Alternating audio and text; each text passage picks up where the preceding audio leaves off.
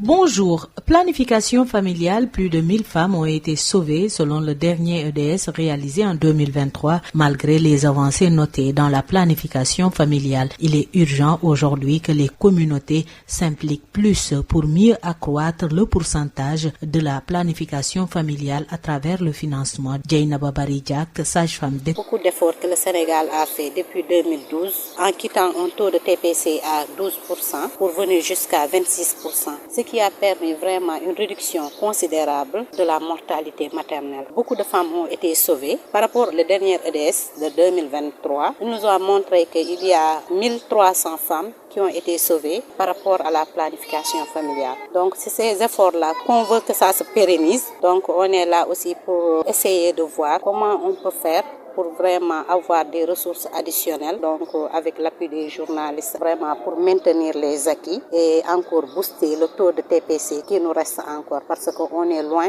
de l'objectif national qui est de 46% pour 2028. Voilà, puisqu'on a la rareté de ressources, vraiment d'augmenter le budget, mais aussi au niveau local, de voir avec les collectivités territoriales. Par exemple, l'exemple de Pikine, il y a des maires qui sont engagés avec des projets. C'est le maire de Pikine Nord, il finance directement les services de la santé maternelle et il nous permet, nous, en tant que prestataires, de faire des offres gratuites de planification familiale pour tous les postes, pour tous les mois aussi. Donc ça, c'est des stratégies qu'on peut vraiment amener les autres maires à rejoindre pour avoir plus d'impact. Pour la pérennisation des acquis, le REMAPSEN, réseau des médias africains pour la promotion de la santé et de l'environnement, veut à travers des plaidoyers forts inciter les autorités, les municipalités et autres communautés pour l'augmentation du financement de la planification familiale. Alassane Baldé, coordonnateur du REMAPSEN section Sénégal. Pour la pérennisation de ces actions-là en matière de santé, qu'on puisse réfléchir également comment, à notre niveau, notamment au niveau étatique, mais également au niveau communautaire, comment engager un certain nombre d'acteurs pour justement contribuer à mobiliser davantage de ressources financières pour relever ces défis, notamment liés à la planification familiale, qui au-delà d'être un enjeu économique également est un enjeu majeur de santé. En 2023, avec l'EDS, on a pu démontrer que 1300 et quelques femmes ont pu être sauvées grâce à la planification familiale. Donc c'est dire que c'est d'intérêt et nous journalistes également, nous devons à travers également nos actions contribuer à voir comment participer à ce plaidoyer au-delà donc des journalistes mais également des municipalités mais de l'État et voir également aujourd'hui les communautés comment elles peuvent également contribuer à améliorer ce système-là à travers une mobilisation, une participation également des communautés. Alassane Baldé et la sage-femme d'État Dieynaba Bari Diack se sont exprimés en marge des rendez-vous du REMAPSEN sur la mobilisation des ressources endogènes pour le financement de la planification familiale, des droits et de la santé sexuelle. Merci de nous avoir suivis. Rendez-vous est pris pour un nouveau numéro.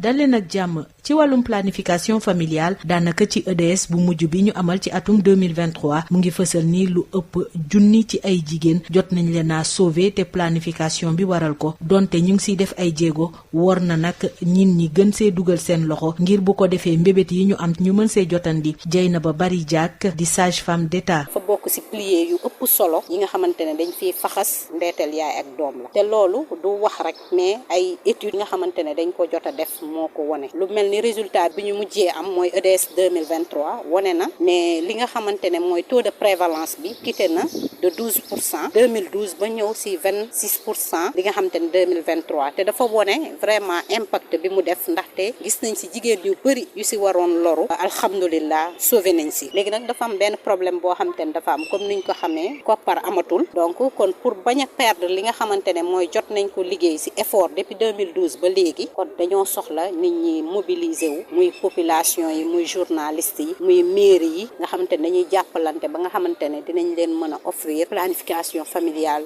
dugal femmes yu bëri ci sécurité ak xale yu bëri. exemple Pikine dama koy joxe parce que am na benn projet bu fi jàlloon TCI la tudd mu nekkoon en collaboration ak mairie de Pikine Nord léegi monsieur le maire dafa débloqué woon xaalis bu bëri def ko à leur disposition pour loolu daf ñu permettre woon ñu def ay formation ci ñi nga xamante ne ay sages-femmes lañu mais aussi permettre à la population ñu am sensibilisation ci li nga xamante ne moom mooy la planification familiale avantage yi mu am yi ak li nga xamante ne dafa am solo ci famille bi muy ay stratégie yu am solo léegi moom benn maire def na ko ci biir li nga xamante ne district bi bu ko maire yëpp toppee foog naa ne dafay gën a baax léegi loolu buñ ko jëlee à l'échelle nationale foog naa ne planification familiale dina am ay ressources yoo xamante ne dinañu mën a permettre ñu dindi fi ndeetal yaay ak doom. ngir liggéey bu baax bii ñu door ñu mën kaa wëyal REMAPSEN di réseau des médias africains pour la promotion de la santé et de l'environnement bëgg nag ci ay plaidoyer yu baax gën a ñaax autorités yi municipalités yi wala sax communauté yi ñu gën a dugal koom ci wàllum planification familiale bi. Alassane Baldé moo di coordonnateur bu REMAPSEN fii ci Sénégal. yan pexe lañ mën a teg ba gën a financer li nga xam ne ni mooy planification familiale parce que gis nañ ne jamono ji koppar yi nga xamante nañ ko doon baw ci bitim réew di ñëw ki ngi financer yëf yi dafa commencé xaw a taggatémbe et ku ne xam na ne solo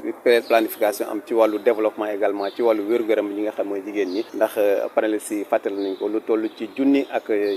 ñetti téeméer ci ay jigéen mucc nañu gannaaw bi nga xam ne nag lii di planification familiale def nañ kon solo si kenn dootu ko naatable mais lii jafe-jafe bi mooy aujourd'hui nag lañ mën a def ba koppar ñu gën fa mën a dugal koppar te loolu nag jàpp nañ également bu dee état mu ngi ci def également askan bi tam am nañ ci seen wàll kon loolu moo taxoon ñun journalistes également ñu ne duñ ci yem naam ay taskatu xibaar lañ war a waaye ci askan bi lañ bokk ñu xool également ñun lan lañ mën a participer ci wàllu plaidoyer boobu noonu pour ñu gën a ñoŋal li nga xamante ni mooy service boobu noonu mais dafay jaar également ci askan bi gën cee mën a dugal xaalis. Alassane Baldé ak sage-femme d'État bi di Dieynaba Bari Diack ñu ngi doon addu ginnaaw ba ñuy amal les rendez-vous du REMAPSEN maanaam lu jëm ci wàllum wutum xaalis ngir gën a financer planification familiale jaajëfal naa leen ci déglu bi dig daje ci beneen numéro.